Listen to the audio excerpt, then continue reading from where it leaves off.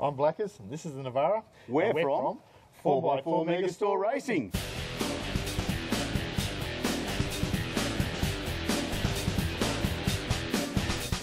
The Fat Rosa is basically, it's a 90 model Daihatsu Rosa cut down into an extra cab ute. It's running Nissan GU Patrol running gear underneath it, GQ rear end.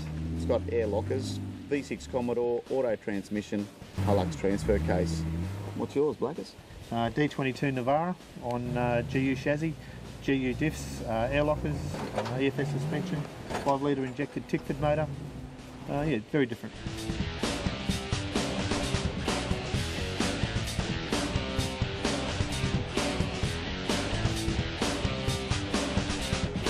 The pig actually started out its life as a Daihatsu Scat. In the comp scene, I actually did a backflip in it, totally wrote the truck off, so we rebuilt it, straightened the chassis. Couldn't find a cab that was good enough. All the cabs were totally rusty out there, the old Scat ones, so we picked a Feroza cab and yeah, put that on. The first 3 foot of the chassis is still the old Daihatsu Scat.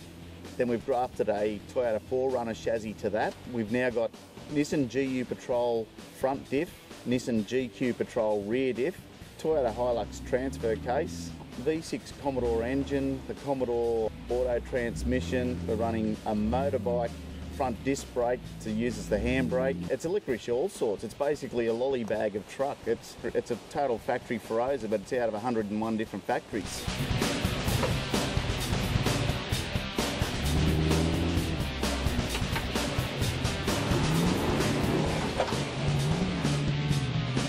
Well, mine on the other hand is all factory Nissan. GU chassis, GU front diff, GU rear diff, air lockers, EFS suspension, a D22 cab, something very different, very small, a lot of room on the inside of the competitions. We can get in and out very quickly. 5 litre Tickford motor, Windsor, a lot of torque down low. In the competition, the winch stages, they set them up as technical stages and as speed stages as well. Winch setup's very different. 100mm wider drum to start with, air free spool, which activates off a separate compressor at a flick of a switch. Twin motor setup, gives the motor more torque, winch more torque, and also 24 volt through 12 volt motors, which obviously makes them go a lot faster and a lot harder. I'm too doing the same thing with my winch. I'm currently running the standard 8,000 pound high mount winch with the 6.5 horsepower 12 volt motor in it, but it's all going to 24 volt, widened drum, air free spool, all the buttons and whistles.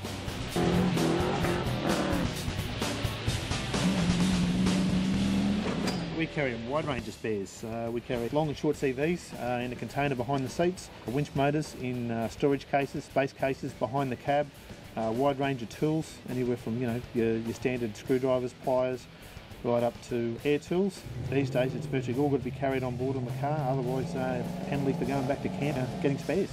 I've tried to keep all my weight down low. In events like Outback Challenge, where it's a lot of high speed, you've got to carry all your spare parts, spare fuel, all your food and water, all the things that you think may be a necessity in an event that may give you an issue is basically in behind the seats and down low to keep the weight down low.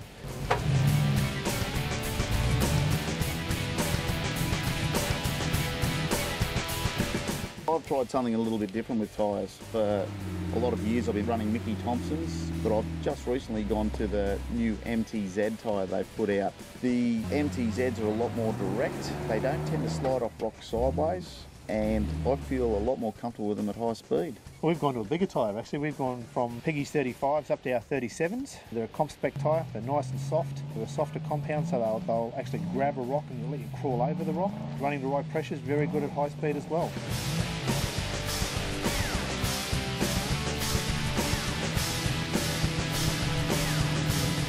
Bar work and trays for a comp vehicle, they're literally purpose built for each vehicle.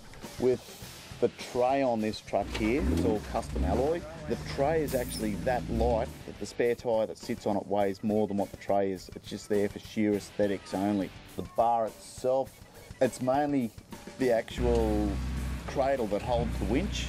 We've just put some wings out the side just to slightly protect the body.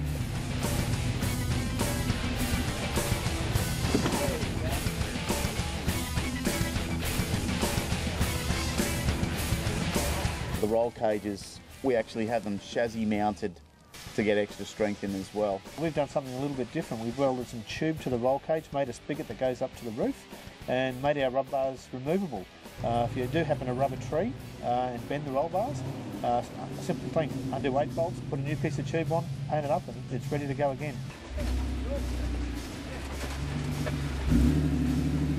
I do the sport because I love it. It's my hobby. I just like going out there running amok, having fun with the crowd, whooping it up, and just enjoying the sport. It's for the enjoyment of it. You go out, you enjoy it, you're doing it with your best friend in the car beside you. You know, you always like to be competitive, but at the end of the day, you go home, you've had a good weekend, car's still on its wheels and drivable, you're happy as